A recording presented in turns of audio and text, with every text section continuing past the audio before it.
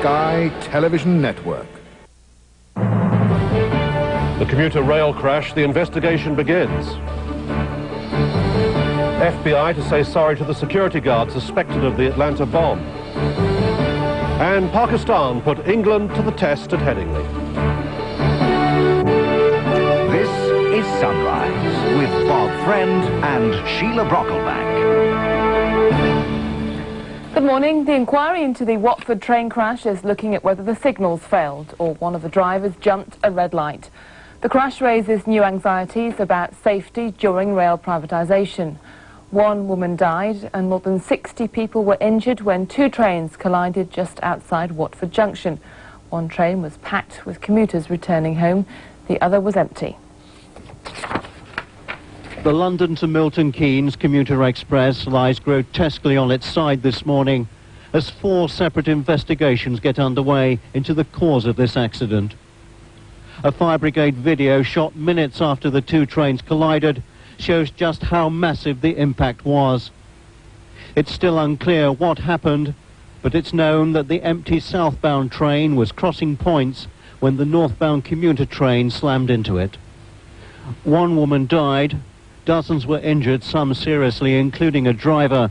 Rescue services say it's remarkable the casualty figures weren't much higher. Well, it's unfortunate the lady was killed. I think it's fortunate that indeed more people haven't been killed when you look at how the several of the coaches are perched perilously on top of the embankment. During the night, preparations were made to start clearing the tracks. A team of crane engineers who were involved in the aftermath of the Clapham rail disaster have been brought in. And members of the volunteer group International Rescue, whose last major assignment was the Corbeil earthquake disaster, have also been lending their expertise. We're used to seeing large-scale disaster.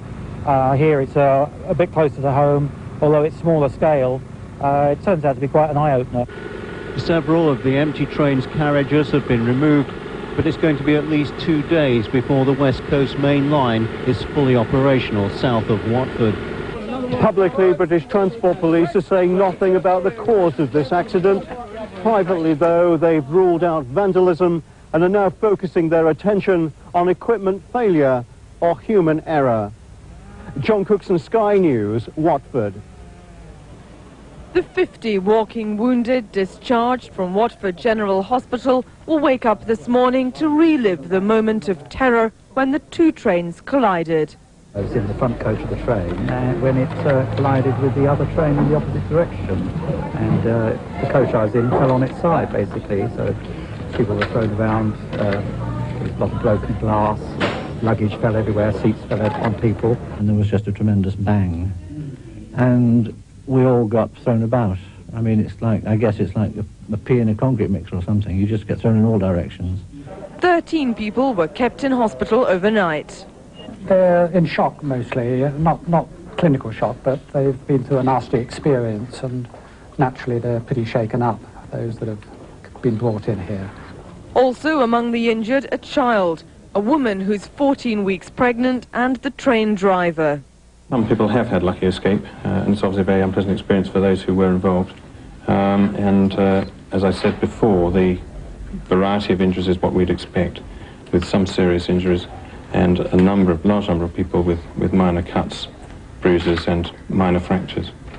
Another man was airlifted to hospital in London. None of the injured are said to be critically ill. 13 are likely to remain in hospital for several days. Alison Jack, Sky News in Watford. And we'll have the latest live from the scene of the crash.